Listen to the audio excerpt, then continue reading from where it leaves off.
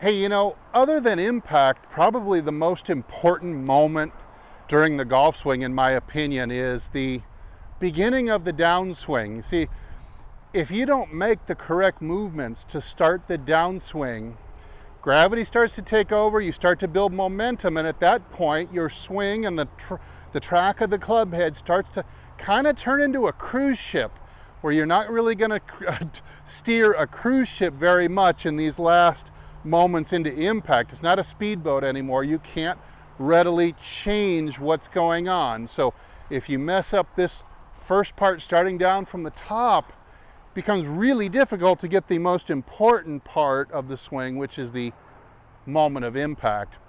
So right after this, let's delve a little deeper into very specifically the actions and motions that are required from the top of the swing in order to reliably get into a good slot position through the impact zone, hit it longer and straighter, more consistently. Stay tuned.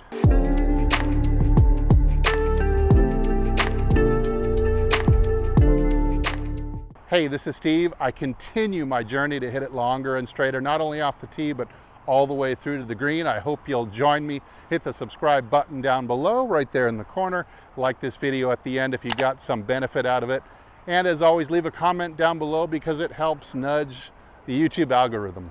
All right, so let's get into some of the specific movements needed to start a good downswing. I promise I'll show them from a few different angles because I know you're going to pick up different details as I change the camera angle around. Now for this video, we're going to assume that you're reaching the top of the swing in decent shape. Nothing about your backswing has to be perfect. It just needs to kind of filter in that funnel to where it's not terribly out of position. So let's assume you're in a decent spot at the top of the swing. It would look somewhere in this range right here. If you're a Mike Austin disciple, you might be posting up on this right post, left knee coming to the middle, good full turn. So you're about here at the top of the swing. Now, the first move that's going to be made, always in sequence, the lower body, the legs, the core, always moving first. So the sequence would be work from the belly button out to the fingertips sequentially. So the first move you're going to make to start the swing is going to be to simply plant the left heel. So hopefully you've got this left foot somewhat unweighted at the top of the swing. Of course, I've got the heel lifted. That's completely unweighting the heel. And I think that's going to set me up for a little bit stronger of a step down here. So that's all you got to do is just step down onto that heel. All right, now while the step down is happening, you'll see this better from the up the line angle, is I'm going to be returning my left butt cheek back to the wall.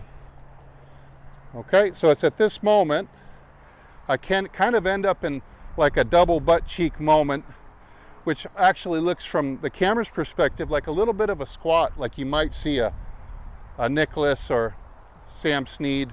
His knees would have been wider, but we have this little bit of a squat move. Tiger would do the same thing.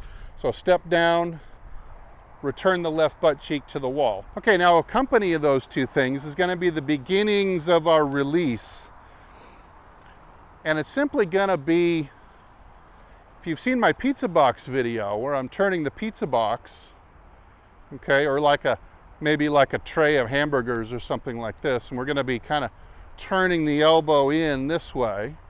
We're doing an exterior rotation, external rotation of the upper arm here. And that kind of turns the arm this way, and that it's going to help the club start to shallow, and that is really, it's almost simultaneous, but not quite. I'm going to be in the process of stepping down, returning the butt cheek, and then the external is going to start. So the three ideas together would look like this. And just barely after I step down, as I'm starting to rotate that pizza box and get the club to drop into the slot eventually. Okay, then you kind of have a second phase, and that is 3 more items. We're going to have, once we're in this position now, you're going to continue to slide laterally until you reach the left post. Preferably even lifting the wall, so something like that. Okay, so I've got the chair off the ground. I'm firmly in the post. That's the thing that you're going to be doing with your hip, is continuing to close the gap. Okay, second thing you'll be doing is making sure that your chest unwinds. Chest unwinds, just like that. And then, of course, we'll continue to externally rotate the upper arm. These movements are going to get you deep into the slot. Watch this. So the first set would get you here, here. The second set gets you here, right there, ready, really ready to hit the ball from there. I know most of the comments I get when I do a video like this, breaking down the very specific actions of any part of the swing, are, how in the hell can you ever worry about this kind of stuff in a golf swing? You'll never do it, it's impossible. The golf swing is too fast to think about all this stuff. And you know, to some extent that's true, and that's why we really have to put this in and program this exactly like I was showing you, without a ball, at home, over and over and over again, just practicing the right movement. Started off with the first three, which looks like this, and you're just going over and over and over again, this move here, and then you can follow it up with that after that. But you're just practicing it over and over without a ball. When you do transition to a golf ball, you got to take it slow, short swing, short club. Try to go slow motion and just make it feel like a duplicate of what you've been practicing. All right, let's take a look at some of those moves from a few different angles, and then I'll finish the video by hitting a couple shots, and we'll look at how close I can get to that in slow-mo. All right, I think you'll find a few more details from the up the line or looking back towards the tee angle. So let's take a look at those first motions I'm prescribing. Top of the swing, we're in good shape. Step down. That alone you can practice by itself, is step down, return the cheek. Step down, return the cheek. And then I've got a little bit of the early external going, just like that. Then we'll follow that up. You continue flowing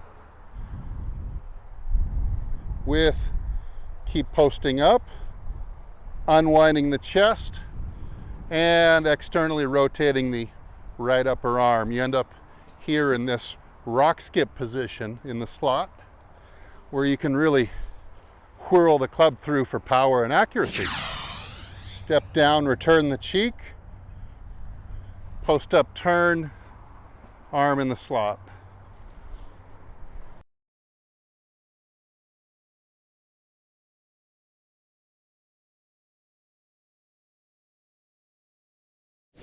One more time from down the line this time. Here I'm in good shape, posted up. Now, again, step down onto the left heel. Return the left butt cheek to the wall. Slowly start to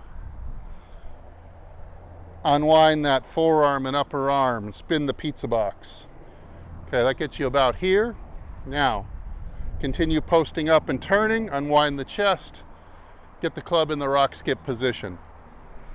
And you can sling it through just like that. All right, I think the up the line angle, looking back towards the tee, is probably the best angle to watch all this in slow-mo. So let me hit a few shots. I'm just hitting a little 9-iron here, practicing doing it correctly.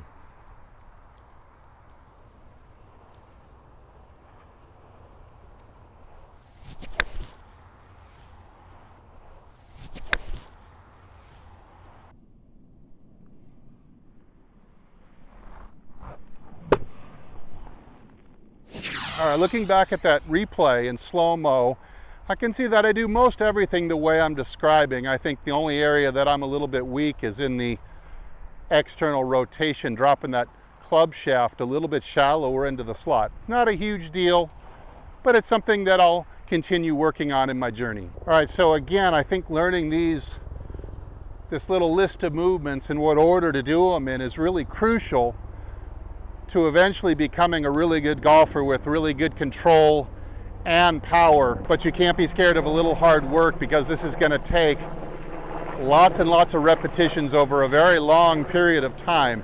But having a good golf swing and developing a golf swing that might take you down and say into the single digit handicap, or even down to a 0 handicap, is just not something.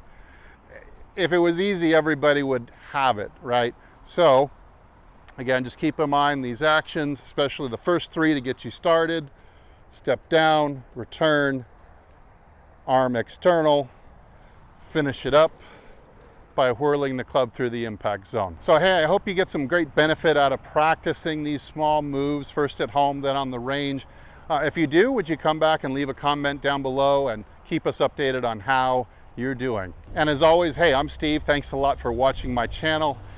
And if I don't see you in the next video, I'll see you longer and straighter down the fairway. Everybody take good care.